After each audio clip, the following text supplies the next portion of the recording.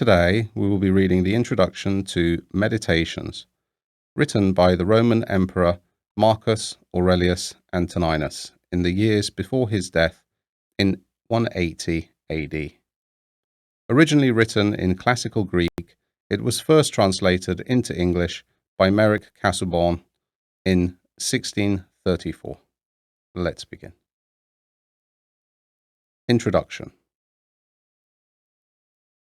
Marcus Aurelius Antoninus was born on April 26, AD 121. His real name was Marcus Annius Verus, and he was sprung of a noble family which claimed descent from Numa, second king of Rome. Thus the most religious of emperors came of the blood of the most pious of early kings. His father, Annius Verus, had held high office in Rome, and his grandfather, of the same name, had been thrice consul. Both his parents died young, but Marcus held them in loving remembrance. On his father's death, Marcus was adopted by his grandfather, the consular Annius Verus, and there was deep love between these two. On the very first page of his book, Marcus gratefully declares how of his grandfather he had learned to be gentle and meek, and to refrain from all anger and passion. The Emperor Hadrian divined the fine character of the lad, whom he used to call not Verus, but Verissimus, more truthful than his own name. He advanced Marcus to equestrian rank when 6 years of age, and at the age of 8 made him a member of the ancient Salian priesthood. The boy's aunt, Annia Galeria Faustina, was married to Antoninus Pius, afterwards emperor. Hence it came about that Antoninus, having no son, adopted Marcus, changing his name to that which he was known by, and betrothed him to his daughter Faustina. His education was conducted with all care. The ablest teachers were engaged for him, and he was trained in the strict doctrine of the Stoic philosophy, which was his great delight. He was taught to dress plainly and to live simply, to avoid all softness and luxury. His body was trained to hardihood by wrestling, hunting, and outdoor games, and though his constitution was weak, he showed great personal courage to encounter the fiercest boars. At the same time, he was kept from the extravagancies of his day. The great excitement in Rome was the strife of the factions, as they were called, in the circus. The racing drivers used to adopt one of 4 colours: red, blue, white, or green, and their partisans showed an eagerness in supporting them which nothing could surpass. Riot and corruption went in the train of the racing chariots, and from all these things Marcus held severely aloof. In 140, Marcus was raised to the consulship, and in 145, his betrothal was consummated by marriage. 2 years later, Faustina brought him a daughter, and soon after, the tribunate and other imperial honours were conferred upon him. Antoninus Pius died in 161, and Marcus assumed the imperial state. He at once associated with himself L. Cianius Commodus, whom Antoninus had adopted as a younger son at the same time with Marcus, giving him the name of Lucius Aurelius Verus. Henceforth the two are colleagues in the empire, the junior being trained, as it were, to succeed. No sooner was Marcus settled upon the throne than wars broke out on all sides. In the east, Vologeses III of Parthia began a long meditated revolt by destroying a whole Roman legion and invading Syria, 162. Verus was sent off in hot haste to quell this rising, and he fulfilled his trust by plunging into drunkenness and debauchery, while the war was left to his officers.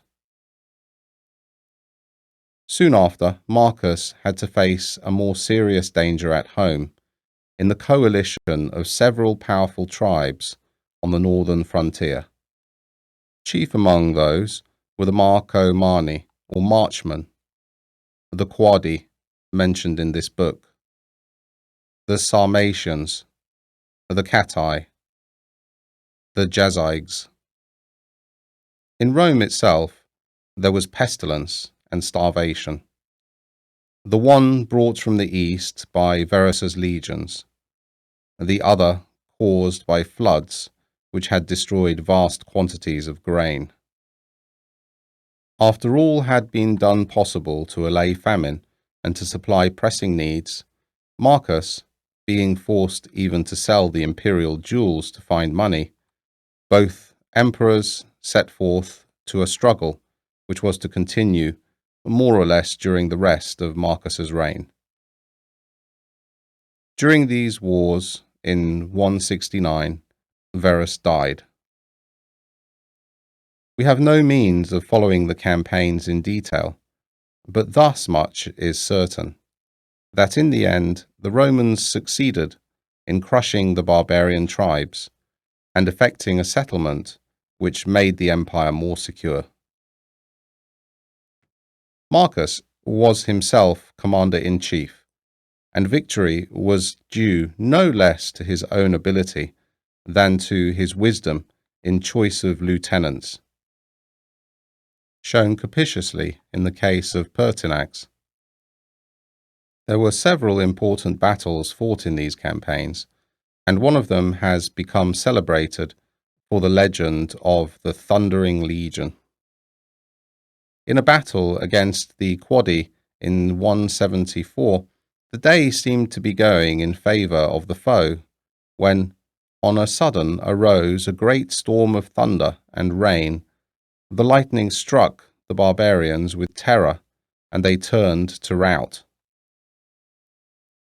In later days, this storm was said to have been sent in answer to the prayers of a legion which contained many Christians, and the name Thundering Legion should be given to it on this account. The title of Thundering Legion is known at an earlier date, so this part of the story at least cannot be true. But the aid of the storm is acknowledged by one of the scenes carved on Antonine's column at Rome, which commemorates these wars. The settlement made after these troubles might have been more satisfactory but for an unexpected rising in the east. Avidius Cassius, an able captain who had won renown in the Parthian wars, was at this time chief governor of the eastern provinces. By whatever means induced, he had conceived the project of proclaiming himself emperor as soon as Marcus, who was then in feeble health, should die, and a report having been conveyed to him that Marcus was dead, Cassius did as he had planned. Marcus, on hearing the news, immediately patched up a peace and returned home to meet this new peril. The emperor's great grief was that he must needs engage in the horrors of civil strife. He praised the qualities of Cassius and expressed a heartfelt wish that Cassius might not be driven to do himself a hurt before he should have the opportunity to grant a free pardon. But before he could come to the east, news had come to Cassius that the emperor still lived. His followers fell away from him, and he was assassinated. Marcus now went to the east, and while there, the murderers brought the head of Cassius to him. But the emperor indignantly refused their gift, nor would he admit the men to his presence. On this journey, his wife, Faustina, died. At his return, the emperor celebrated a triumph, 176. Immediately afterwards, he repaired to Germany and took up once more the burden of war. His operations were followed by complete success, but the troubles of late years had been too much for his constitution, at no time robust, and on March the 17th, 180, he died in Pannonia. The good emperor was not spared domestic troubles. Faustina had borne him several children, of whom he was passionately fond. Their innocent faces may still be seen in many a sculpture gallery, recalling with odd effect the dreamy countenance of their father. But they died, one by one, and when Marcus came to his own end, only one of his sons still lived, the weak and worthless Commodus. On his father's death, Commodus, who succeeded him, undid the work of many campaigns by a hasty and unwise peace, and his reign of 12 years proved him to be a ferocious and bloodthirsty tyrant. Scandal has made free with the name of Faustina herself, who is accused not only of unfaithfulness, but of intriguing with Cassius and egging him on to his fateful rebellion. It must be admitted that these charges rest on no sure evidence, and the emperor, at all events, loved her dearly, nor ever felt the slightest qualm of suspicion. As a soldier, we have seen that Marcus was both capable and successful. As an administrator, he was prudent and conscientious. Although steeped in the teachings of philosophy, he did not attempt to remodel the world on any preconceived plan. He trod the path beaten by his predecessors, seeking only to do his duty as well as he could, and to keep out corruption. He did some unwise things, it is true. To create a compeer in empire, as he did with Verus, was a dangerous innovation, which could only succeed if one of the two effaced himself. And under Diocletian, this very precedent caused the Roman Empire to split into halves. He erred in his civil administration by too much centralizing. But the strong point of his reign was the administration of justice. Marcus sought bylaws to protect the weak, to make the lot of the slaves less hard, to stand in place of father to the fatherless. Charitable foundations were endowed for rearing and educating poor children. The provinces were protected against oppression, and public help was given to cities or districts which might be visited by calamity. The great blot on his name, and one hard indeed to explain, is his treatment of the Christians. In his reign, Justin at Rome became a martyr to his faith, and Polycarp at Smyrna, and we know of many outbreaks of fanaticism in the provinces, which caused the death of the faithful. It is no excuse to plead that he knew nothing about the atrocities done in his name. It was his duty to know, and if he did not, he would have been the first to confess that he had failed in his duty. But from his own tone in speaking of the Christians, it is clear he knew them only from calumny, and we hear of no measures taken even to secure that they should have a fair hearing. In this respect, Trajan was better than he.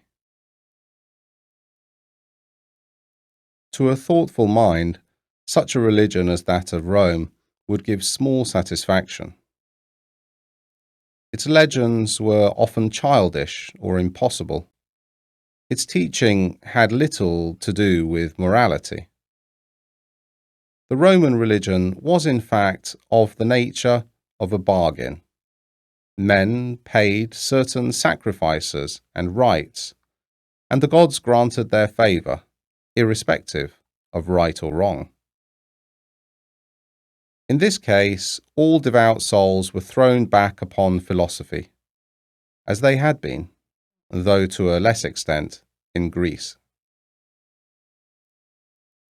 There were under the early empire two rival schools which practically divided the field between them: Stoicism and Epicureanism.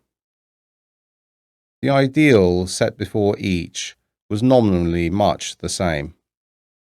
The Stoics aspired to apathies, the repression of all emotion, and the Epicureans to ataraxia, freedom from all disturbance. Yet in the upshot, the one has become a synonym of stubborn endurance, the other for unbridled license. With Epicureanism, we have nothing to do now, but it will be worthwhile to stretch the history and tenets of the Stoic sect. Zeno, the founder of Stoicism, was born in Cyprus at some date unknown, but his life may be said roughly to be between the years 350 and 250 BC. Cyprus has been from time immemorial a meeting place of the East and West, and although we cannot grant any importance to a possible strain of Phoenician blood in him, for the Phoenicians were no philosophers, yet it is quite likely that through Asia Minor he may have come in touch with the Far East. He studied under the Cynic Crates, but he did not neglect other philosophical systems. After many years' study, he opened his own school in a colonnade in Athens called the Painted Porch, or Stoa, which gave the Stoics their name. Next to Zeno, the school of the Porch owes most to Chrysippus, 280 to 207 BC, who organized Stoicism into a system. Of him it was said, "But for Chrysippus there had been no porch." The Stoics regarded speculation as a means to an end, and that end was, as Zeno put it, to live consistently, or, as it was later explained, to live in conformity with nature. This conforming of the life to nature was the Stoic idea of virtue. This dictum might easily be taken to mean that virtue consists in yielding to each natural impulse, but that is very far from the Stoic meaning. In order to live in accordance with nature, it is necessary to know what nature is, and to this end a threefold division of philosophy is made into physics, dealing with the universe and its laws, the problems of divine government and teleology, logic, which trains the mind to discern true from false, and ethics, which applies the knowledge thus gained and tested to practical life. The Stoic system of physics was materialism with an infusion of pantheism. In contradiction to Plato's views that the ideas or prototypes of phenomena alone really exist, the Stoics held that material objects alone existed, but immanent in the material universe was a spiritual force which acted through them, manifesting itself under many forms, as fire, ether, spirit, soul, reason, the ruling principle. The universe, then, is God, of whom the popular gods are manifestations, while legends and myths are allegorical. The soul of man is thus an emanation from the Godhead, into whom it will eventually be reabsorbed. The divine ruling principle makes all things work together for good, but for the good of the whole. The highest good of man is consciously to work with God for the common good. And this is the sense in which the Stoic tried to live in accord with nature. In the individual, it is virtue alone which enables him to do this. As providence rules the universe, so virtue in the soul must rule man. In logic, the Stoic system is noteworthy for their theory as to the test of truth, the criterion. They compared the newborn soul to a sheet of paper ready for writing. Upon this, the censors write their impressions, and by experience of a number of these, the soul unconsciously conceives general notions or anticipations.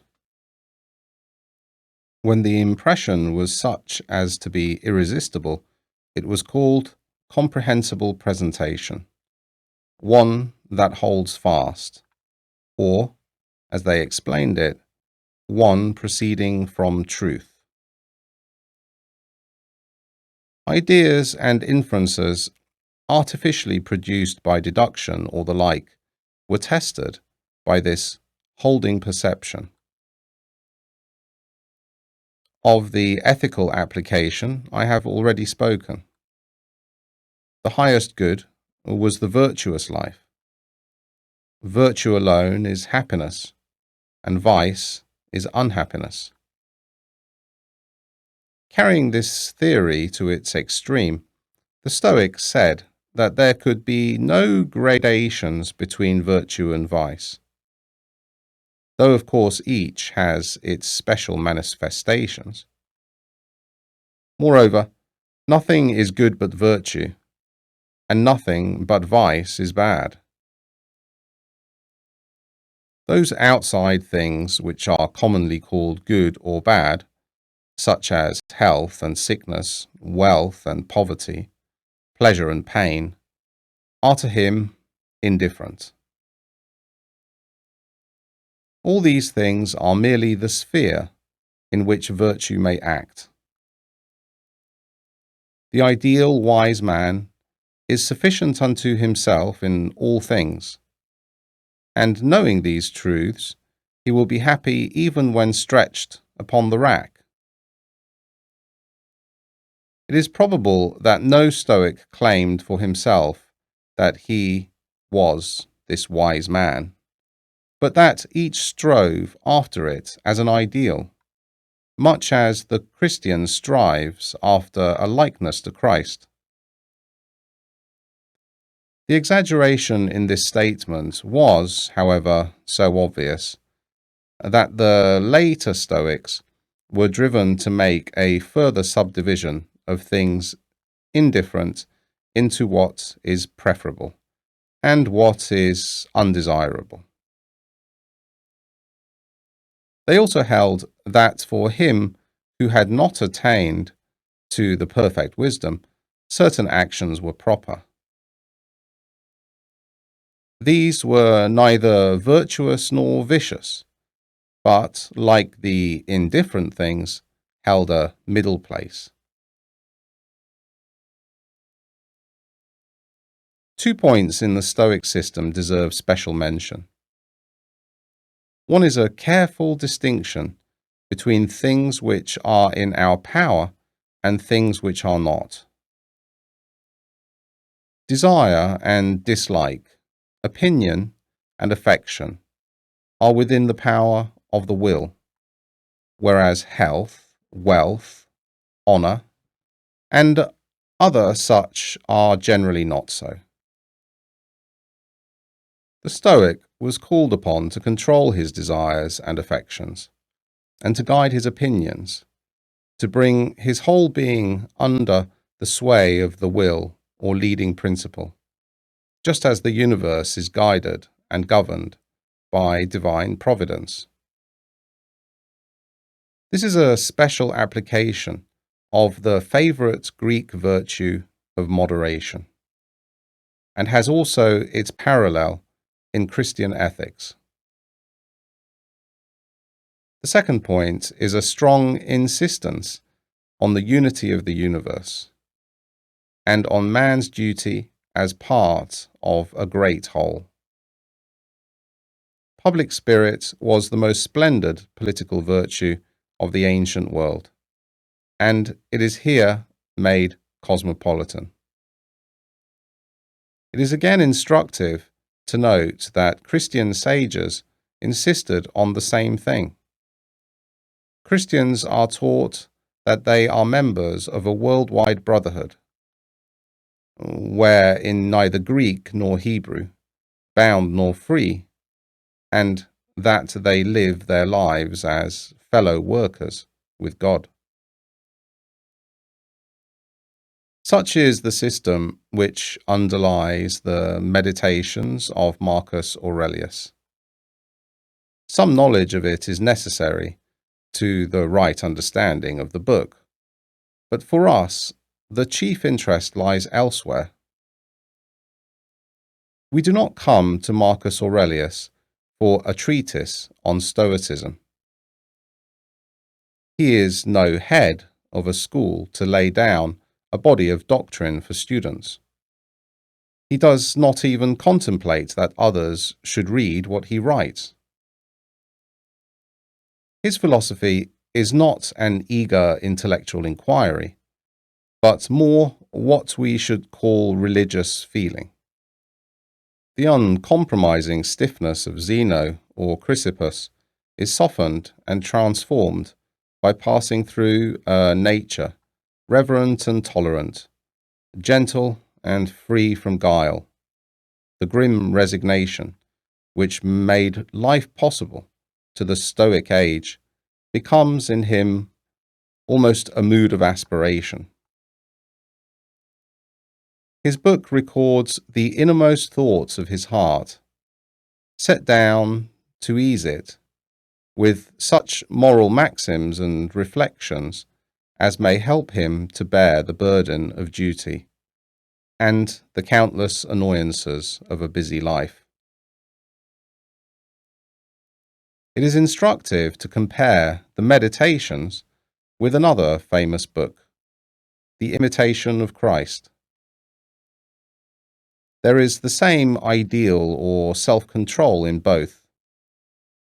It should be a man's task, says The Imitation, to overcome himself, and every day to be stronger than himself. In withstanding of the passions standeth very peace of heart. Let us set to the axe, to the root, that we, being purged of our passions, may have a peaceable mind.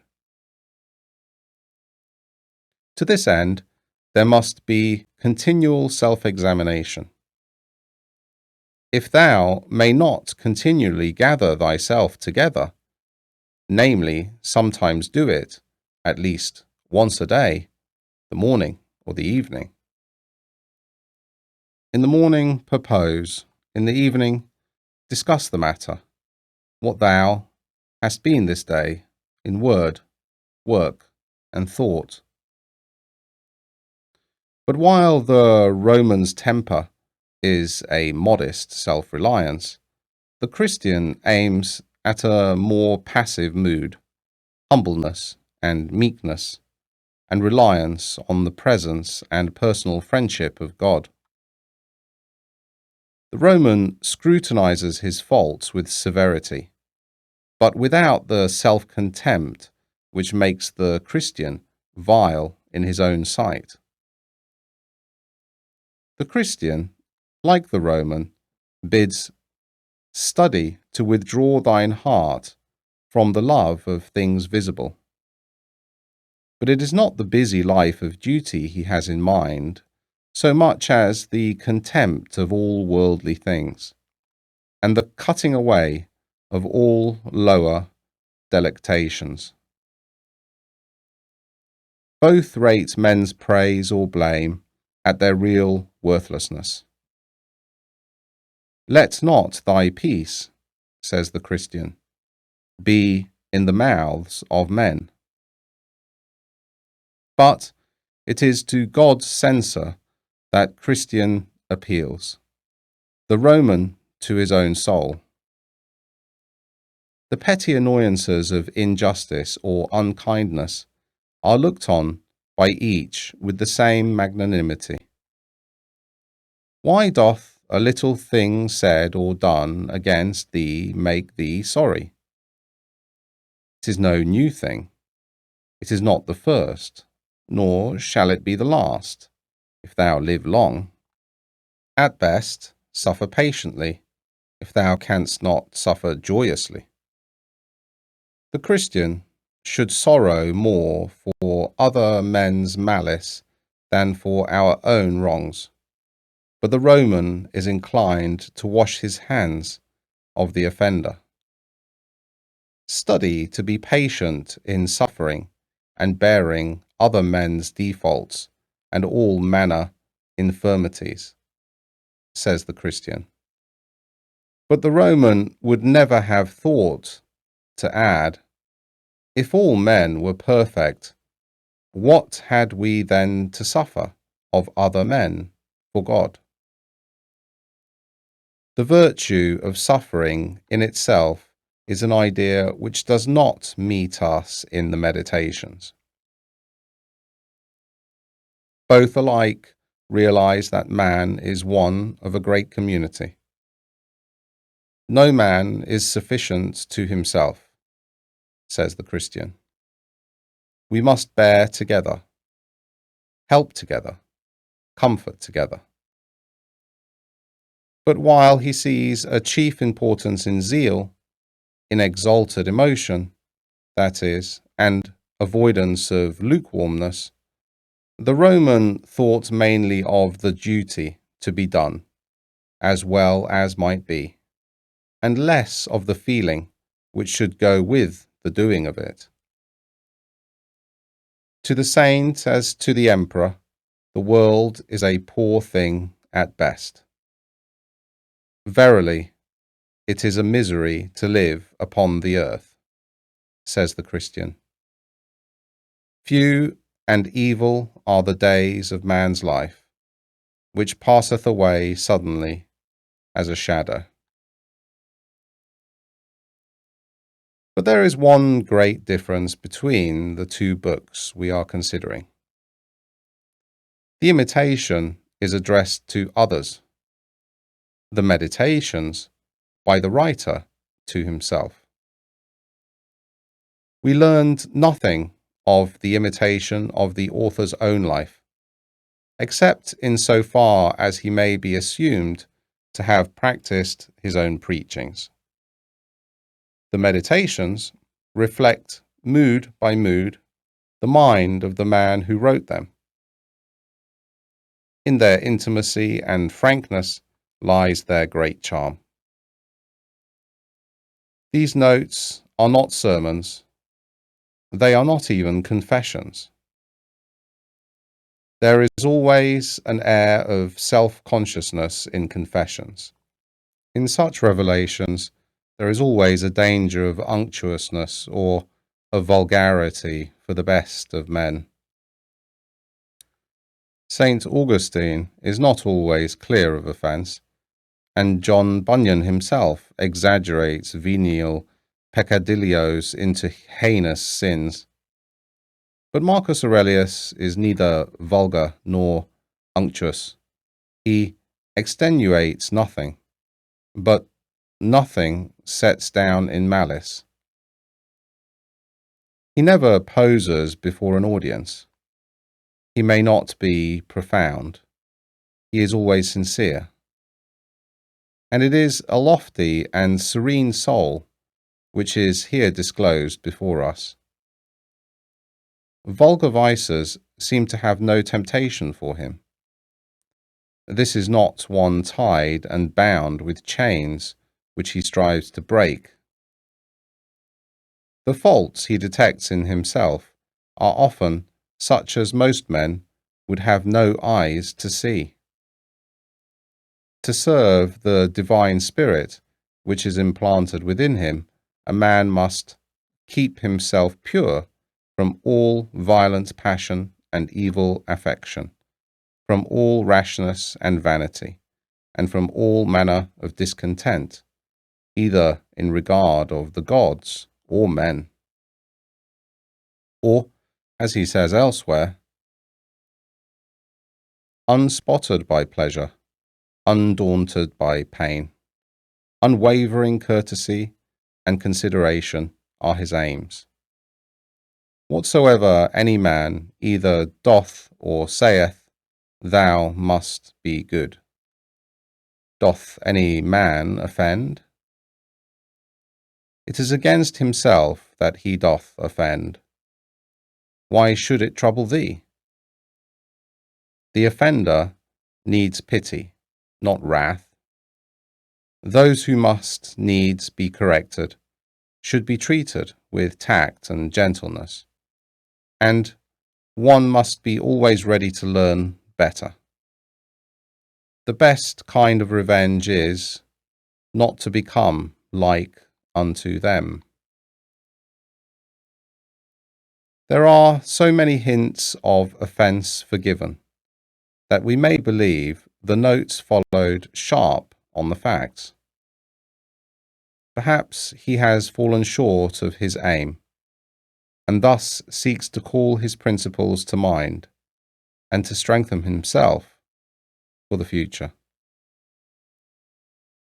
That these sayings are not mere talk is plain from the story of Avidius Cassius, who would have usurped his imperial throne. Thus the emperor faithfully carries out his own principle, that evil must be overcome with good.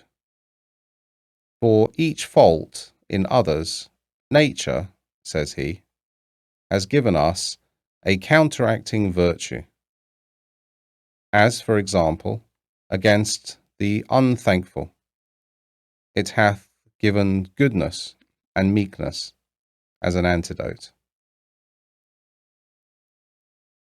One so gentle towards a foe was sure to be a good friend, and indeed his pages are full of generous gratitude to those who had served him. In his first book, he sets down to account all the debts due to his kinsfolk and teachers.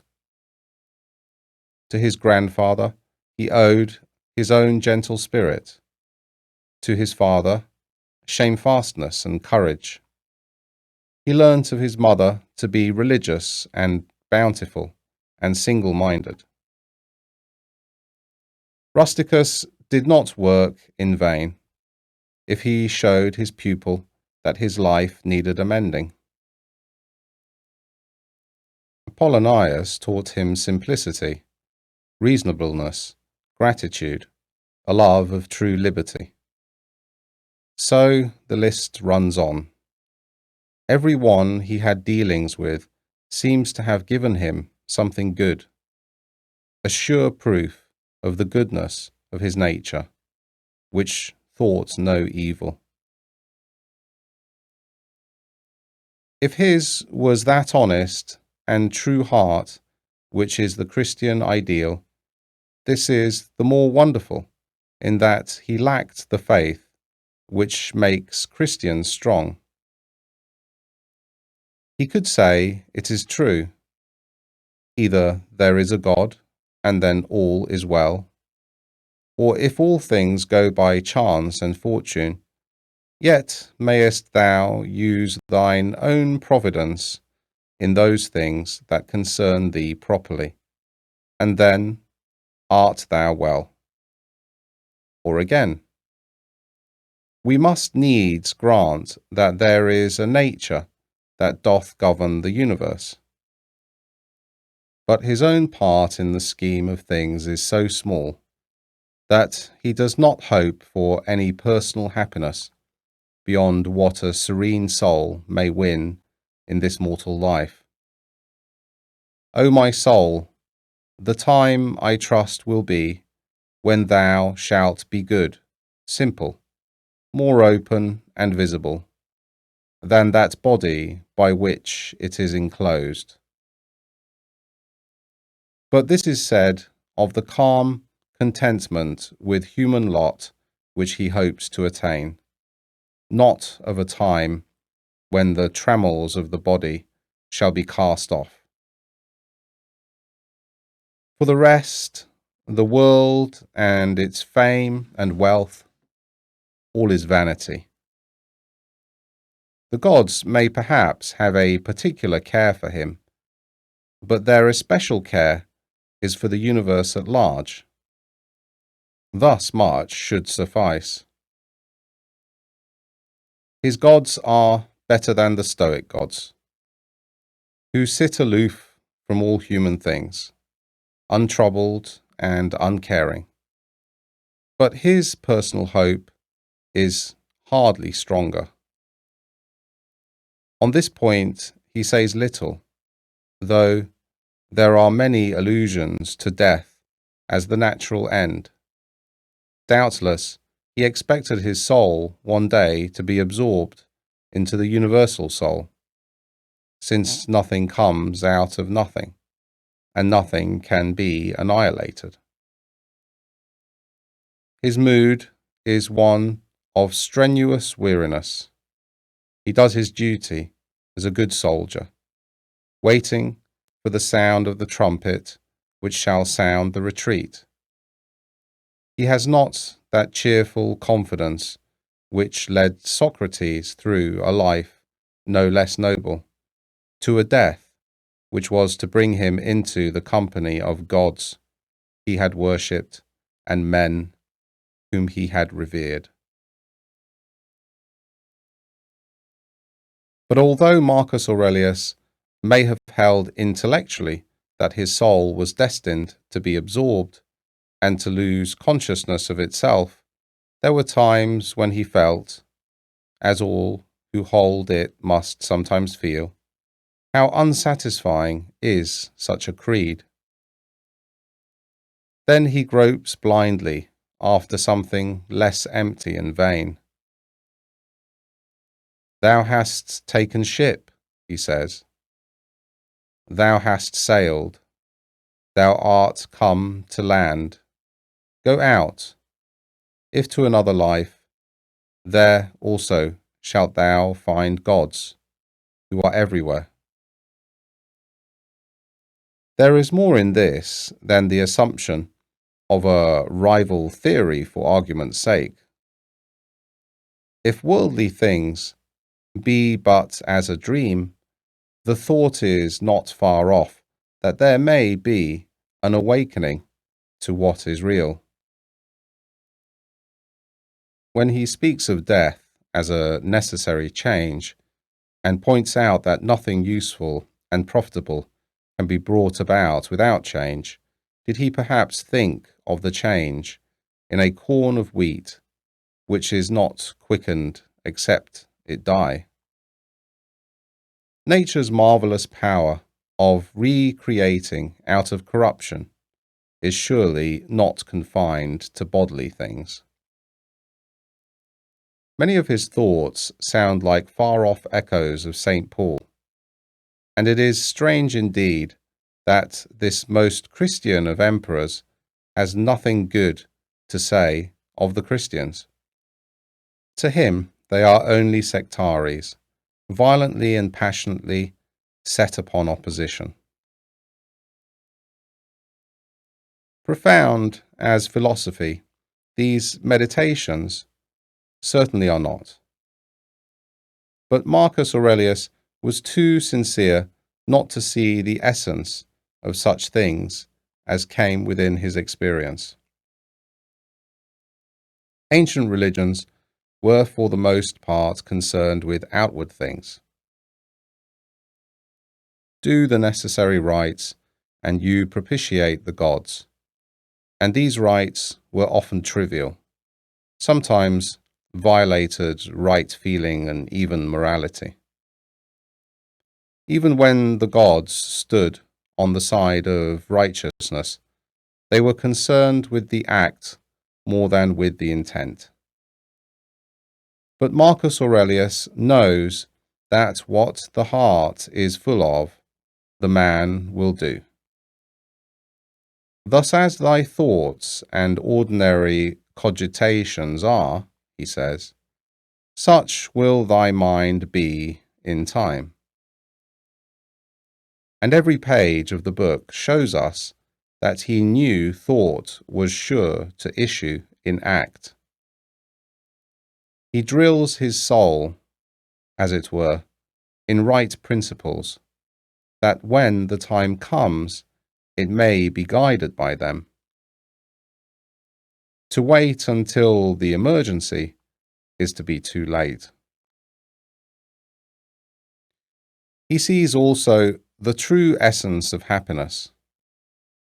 If happiness did consist in pleasure, how came notorious robbers, impure, abominable livers, parricides, and tyrants, in so large a measure, to have their part of pleasures? He who had all the world's pleasures at command can write thus: a happy lot and portion is good inclinations of the soul, good desires, good actions. By the irony of fate, this man, so gentle and good, so desirous of quiet joys and a mind free from care, was set at the head of the Roman Empire when great dangers threatened from east and west. For several years, he himself commanded his armies in chief. In camp before the Quadi, he dates the first book of his Meditations, and shows how he could retire within himself amid the coarse clangour of arms. The pomps and glories which he despised were all his. What to most men is an ambition or a dream, to him was a round of weary tasks, which nothing but the stern sense of duty could carry him through. And he did his work well. His wars were slow and tedious, but successful. With a statesman's wisdom, he foresaw the danger to Rome of the barbarian hordes from the north, and took measures to meet it. As it was, his settlement gave 2 centuries of respite to the Roman Empire. Had he fulfilled the plan of pushing the imperial frontiers to the Elbe, which seems to have been in his mind, much more might have been accomplished. But death cut short his designs. Truly, a rare opportunity was given to Marcus Aurelius of showing what the mind can do in despite of circumstances. Most peaceful of warriors, a magnificent monarch whose ideal was quiet happiness in home life, bent to obscurity, yet born to greatness. The loving father of children who died young, or turned out hateful. His life was one paradox. That nothing might lack, it was in camp before the face of the enemy that he passed away and went to his own place. The end.